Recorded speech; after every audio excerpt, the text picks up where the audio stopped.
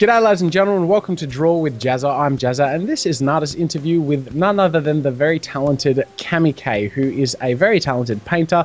He has thousands of followers on DeviantArt and Newgrounds, and he has a unique and captivating painting style. So Kamikaye, thank you for agreeing to be interviewed with me today. How are you? Yeah, I'm fine. How are you? Doing well. So can you tell us your full name? I just go my full name, Simon, and I can't disclose my second name at the moment. That's fair enough. How old are you?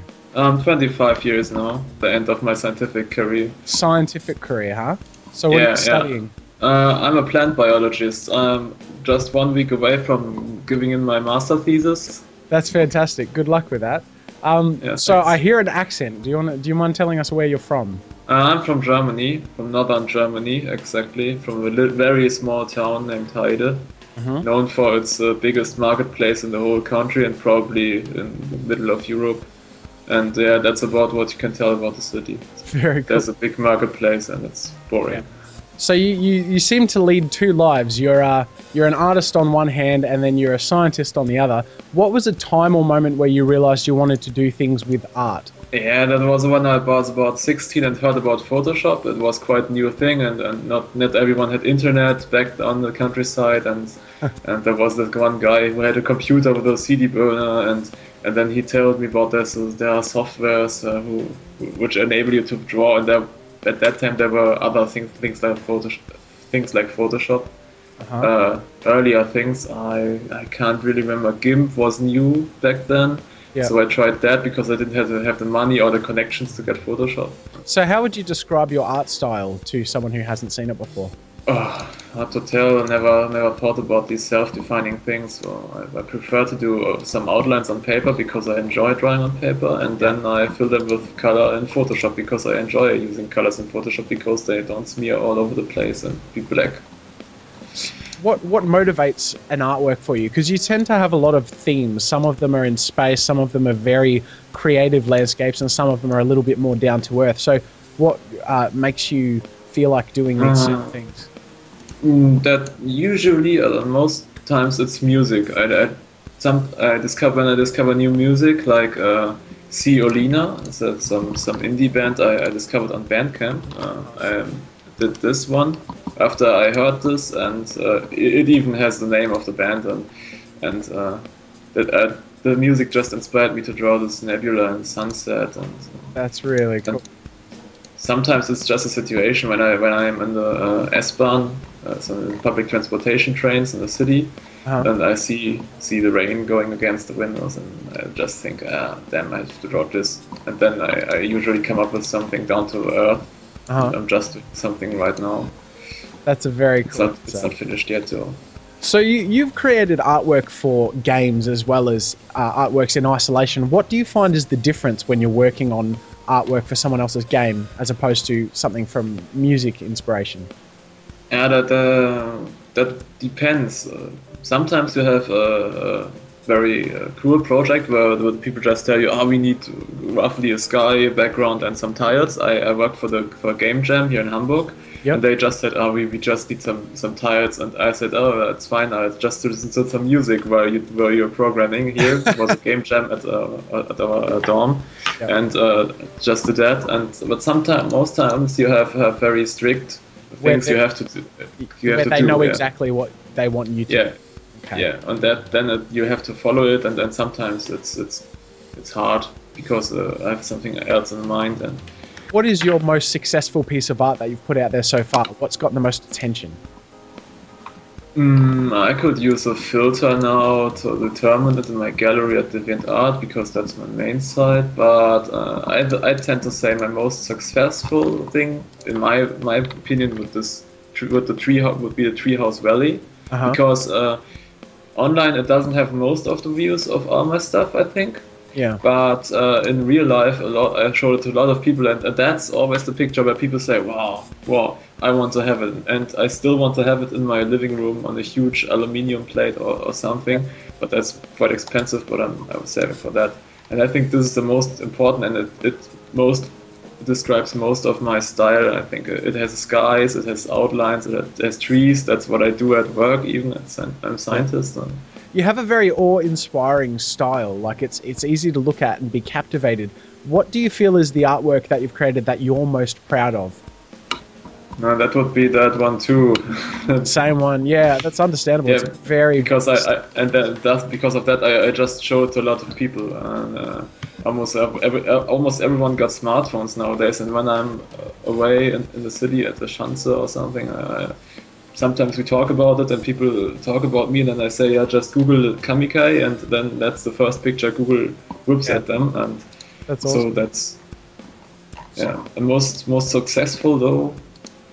For other things would be the Ciolina one I linked you, because after I made that, I never expected it. It just took about 2 hours, and it was a completely mood and music inspired piece. But a lot of people came to me after that and asked for commissions and stuff like that.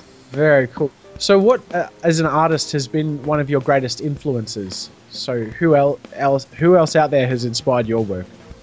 The guild was the team from ArenaNet, the art team. They are one of the leading art teams in the industry, and I always enjoy looking at their artworks they have in their games. And Guild Wars 1 and 2, and whenever there's a loading screen, you see a new piece of concept art, and I must admit I play it only for the loading screens almost, because it's beautiful what they draw with the less brush strokes. They have such an effect. Another person would be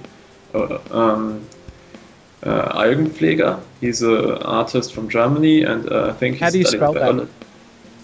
Algenpfleger. I just read in the chat here.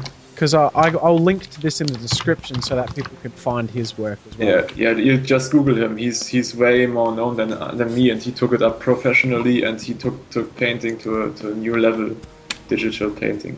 Okay. He does very, very realistic pieces with astonishingly low amount of brush strokes, and that's always inspired me. I hope to get there at some point, but as a hobbyist it will take me another good 10 to 20 years, I think. So just a few random questions for you. What's your favorite color? Favorite color would be turquoise, a mixture of blue and green. I always wear a green shirt to work. Green, I always get to see a lot of green. What's your favorite food? Medium rare steak, probably with some potato stuff. But and of my own heart, that's good. What's your favorite smell? The smell of a thunderstorm. Air is ionized. I like that. What's your favorite sound? That's hard to tell. But I really like it when I hear the rain pour on my windows. I have a lot of roof windows because I have a rooftop. So if you were unable, I feel like you've kind of already answered this one because you actually do something other than art, but if you're unable to do what you do artistically, what would you be doing instead? Hard to say. I think I'd be a game concept artist, because you get to see a lot of, get to do a lot of stuff that's very interesting. And I saw that, for example, the guild was, the ArenaNet concept art team with the guild was, they did a awesome job. I mean, I did art for games, I did concept art for games and trailer art, and but what they did do, they transferred the concept art directly into sequences in the game. You've seen that, and with After Effects or something, and that's what would be what I'd love to do if I weren't a scientist, but I just like being a scientist too much. If you had a dream project that you could create without any limitation with budget or time or who you work with or anything like that, what would be this dream project for you? Don't know. Do you have China restaurants down under? Chinese restaurants, yeah. Yeah. Sometimes, at least here, they have these interesting pictures with waterfalls and stuff like that on them, and you see that the waterfalls are moving a bit with, I don't know how they do it, fluorescent lamps or some stuff. But these pictures are lit from behind, and there's some painted landscape on it. And I'd love to do something like that and bigger with the digital screens, like OLEDs. Yeah. Having different layers of OLED screens showing animated parts of the landscape I draw. So like large animated landscapes. Canvases. Very cool. So what can we look forward to seeing from you and your work in the future? Well, I actually took that dream project to the first level by making a phosphorescent picture for a friend. Really? I have it online. it's not phosphorescent though on the online version. I had it printed out, and that's this one. I had it printed out, and then I put on every green piece, on every of these green speckles in the fish and jellyfishes. I put some phosphorescent color so it glows in the dark. That's so cool. And I'm now focusing on physical works because I found a really good printer here, and they have an RGB duplex printer or whatever it's called, and the pictures just come out really nice. And very cool. That was the first test, and so I do more physical stuff. I will probably try to photograph it more, but... Well, that brings us to an end of our interview with Kamikaye. Thank you very much for joining us today, Kamikaye. I'm glad you invited me. And if you want to see Kamikaye's work, you can click on the link in the description to go to his DeviantArt page and see some of the images that we've mentioned and shown in this video. And until next time, ladies and gentlemen, I'll see you later.